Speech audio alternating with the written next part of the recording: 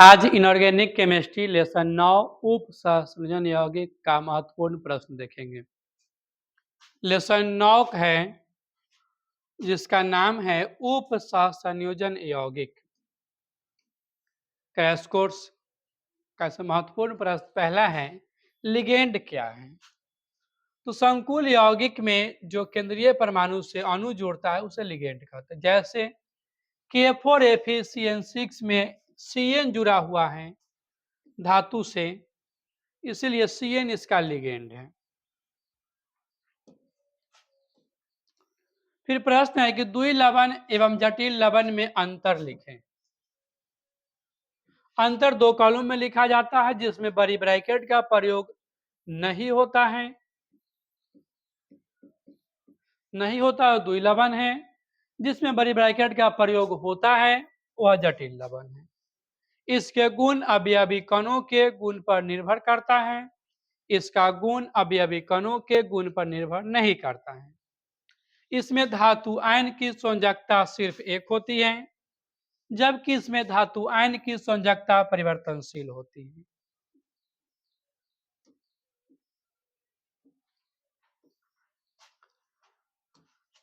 विलयन तैयार करने पर इसका गुण नष्ट होता है, जबकि विलयन में इसका गुण नष्ट नहीं होता है। यही कुछ अंतर है। प्रश्न है कि SO2 ऑक्सीकारक और अपकारक दोनों का कार्य करता है, जबकि H2S ऐसा नहीं करता। इसका कारण है, इसका कारण देखिए,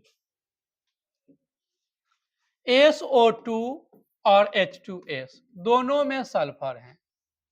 सल्फर का परमाणु संख्या 16 है, इलेक्ट्रॉनिक विन्यास 1s2 2s2 2p6 3s2 3p4 है। अंतिम सेल में 4 है, उसके उपांतिम सेल में 2 इलेक्ट्रॉन है। इसका संयोजी इलेक्ट्रॉन 6 है। कोई भी तत्व अपने अंतिम कक्षा में 8 इलेक्ट्रॉन रखने की कोशिश करता है, तो इसके उससे पिछलका सेल में 8 इलेक्ट्रॉन है और अंतिम सेल में सिर्फ 6 इलेक्ट्रॉन है।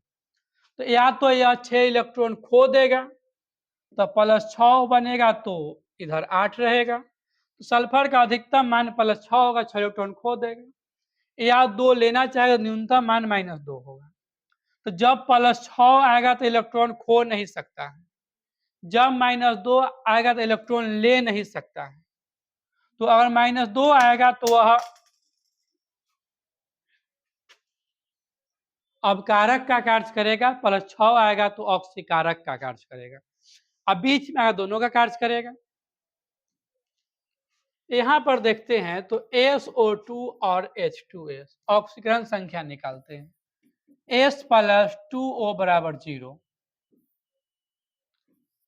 और 2H + S = 0।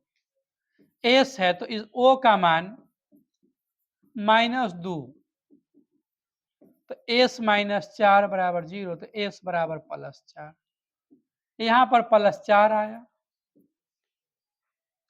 2 × +1 + S = 0, तो +2 + S = 0, तो S = -2, -2 आया। तो इसमें न्यूनतम मान है, इसमें अधिकतम न्यूनतम के बीच इसका मान +6 से -2 तक होगा। तो इसका मान जो है बीच में है और इसका मान जो है सो न्यूनतम है। उत्तर बताया है कि सल्फर का ऑक्सीकरण संख्या -2 से +6 तक होता है। SO2 में सल्फर का ऑक्सीजन संख्या +4 है, जो अधिकतम एवं न्यूनतम के बीच है, जिससे यह इलेक्ट्रॉन का त्याग एवं ग्रहण दोनों कर सकता है। परंतु H2S में सल्फर का ऑक्सीकरण संख्या -2 है, जो न्यूनतम है, जिससे यह इलेक्ट्रॉन त्याग नहीं सकता है।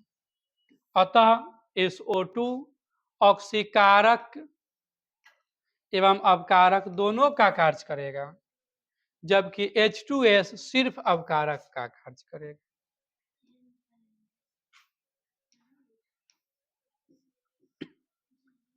फिर उसी टाइप का प्रश्न है कि H3PO4 दोनों करता है, जबकि H3PO4 4 ऐसा नहीं करता है।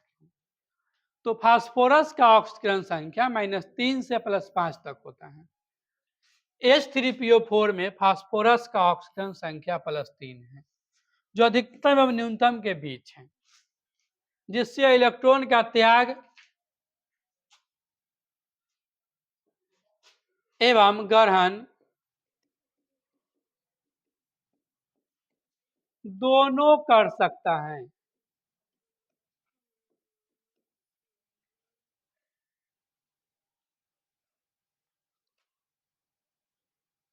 परंतु H3PO4 में फास्फोरस का ऑक्सीकरण संख्या +5 होता है, जो अधिकतम है, जिससे इलेक्ट्रॉन का त्याग नहीं कर सकता है।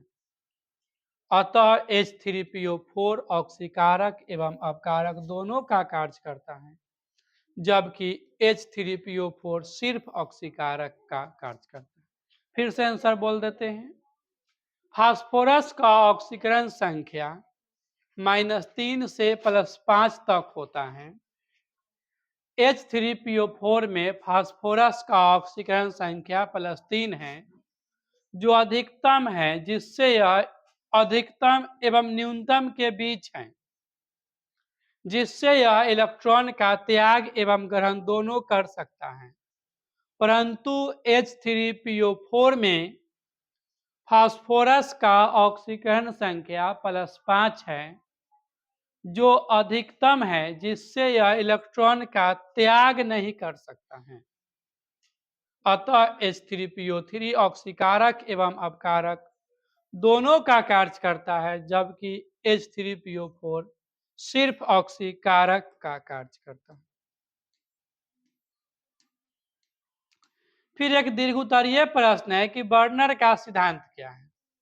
तो बर्नर के सिद्धांत की 3 गो बात है कि सभी धातु प्राथमिक एवं द्वितीयक दोनों संयोजकता प्रदर्शित करते हैं। प्राथमिक संयोजकता आयनिक होती है, जबकि द्वितीयक संयोजकता नॉन आयनिक होती है।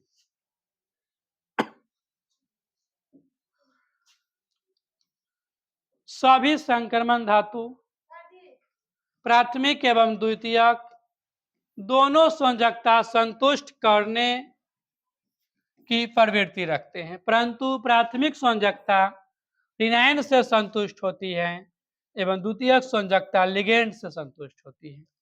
इसी के साथ इस लेसन का लॉन्ग भी समाप्त हुआ।